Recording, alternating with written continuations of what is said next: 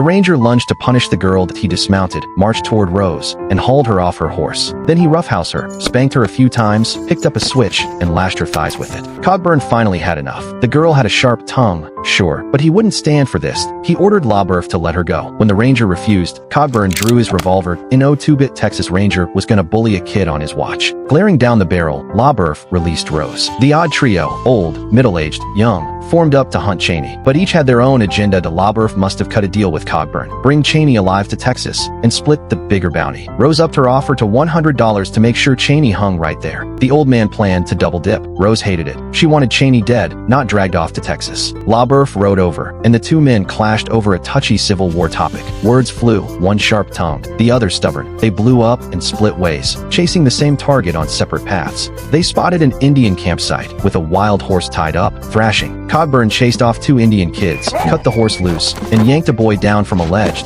He clearly hated Indians. Before entering the hut, he even kicked an Indian girl aside, forgetting his own rule about not hitting women. The helpless siblings slumped on the rail, watching Rose nearby. When Cogburn emerged, he kicked the boy down again. He learned Cheney hadn't been there, but Ned's gang had stopped by a couple days earlier for supplies. Cogburn tossed out some gold coins. Rose recognized them instantly. They were her father's. Cogburn broke the bad news. Cheney was either robbed and killed by Ned, or had joined his gang. Their only move was to hunt Ned down. Then they'd find Cheney. Across the endless wilderness, Cogburn opened up to Rose. He'd married a divorced woman, had a kid together, but his drinking ruined everything. His wife left him, remarried her ex, and took their child. Now the kid wanted nothing to do with him. Deep in the woods, a corpse hung from a tree, picked it by vultures. Cogburn shot the birds away. The pair stepped closer.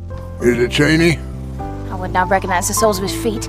Rose climbed the tree to check. Definitely not Cheney. On the trail again, Cogburn talked about his second wife, but she'd wanted him to become a lawyer, even bought him law books. That night, they spotted a cabin with a fire burning. Cogburn told Rose to climb onto the roof. If things went south, he'd signal her to smother the smoke. From their chat, he counted 2 men inside. Bad news. By the sound of it, he nodded for Rose to douse the fire. Seconds later, bullets sprayed upward from the cabin. Cogburn fired back, yelling that he was a U.S. Marshal, with 5 deputies surrounding the place. "Surrender in 1 minute, or we burn this hut down," he shouted. Inside were a scrawny man and a fat man. The scrawny one took a bullet to the thigh. Grilling him, Cogburn cried out that he'd seen Ned's gang, but the fat man silenced him, pulled a knife, and stabbed him. Cogburn reacted fast, blowing the fat man away. The dying scrawny man spilled Ned's plans. His gang would stop by the cabin that night to swap horses and eat. He begged them to send a message to his brother that he'd be waiting for him in heaven. Cogburn and Rose hid on a hillside, plotting an ambush, wait for Ned's men to pile into the cabin, then pick them off one by one as they came out. Point 3 dead, and the rest would run scared. He figured. Rose watched the old man, alone, but totally confident. But plans went sideways fast. LaBoeuf rode up, messing up Cogburn's scheme. Right on his heels came Ned's gang.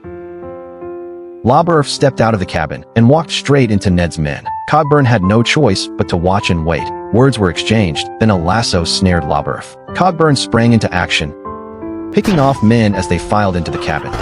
Then it was a 3-on-1 shootout. LaBoeuf was dragged through the dirt by a horse. Cogburn's aim was deadly. Ned jumped on a gang member's horse and tried to bolt. Cogburn shot him off. Ned fled into the wilderness, alone. LaBoeuf lost a few teeth and took a bullet to the shoulder. Rose checked the 3 dead men. None were Cheney. They holed up in the cabin for the night, ready to resume the hunt at dawn. Snow started falling that night. The BY morning, the world was blanketed white. Cogburn trudged on, drinking and grumbling. LaBoeuf naturally fell back in line, and Cogburn had to renegotiate the bounty split. LaBoeuf blamed Cogburn for shooting him the night before, called him old and slow on the draw. To prove he still had it, Cogburn tossed a whiskey bottle into the air.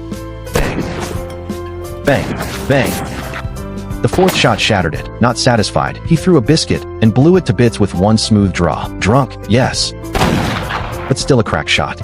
Across the stark, majestic Wild West, the trio pressed on, wading through clear rivers, cutting through empty forests, Cogburn leaving empty bottles in his wake. At last, they reached Lucky Ned's hideout, only to find it deserted. Rose tried to feed LaBoeuf, but he refused. Cogburn had banned him from eating their supplies. The tough Texas Ranger was in a bad way, but Rose had gained new respect for him. She'd seen him take on 4 men single-handedly the night before. All 3 had tempers flaring. Cogburn, drunk again, wanted to quit. Their lead had gone cold. LaBoeuf got ready to split too, with no clues left. But this time, Rose begged him to stay. She'd seen his courage. Taking on 4 men alone. It didn't matter. LaBoeuf was set on leaving. Cogburn passed out drunk right then and there. At dawn, Rose headed to the river for water. Then, the ultimate twist, across the stream, a man was branding a horse that it was him, her father's killer, Cheney. Rose pulled her father's pistol. She parroted Cogburn's tough talk. 50 armed marshals have you surrounded. Surrender now. Cheney didn't buy it for a second. Slowly, he started walking toward her.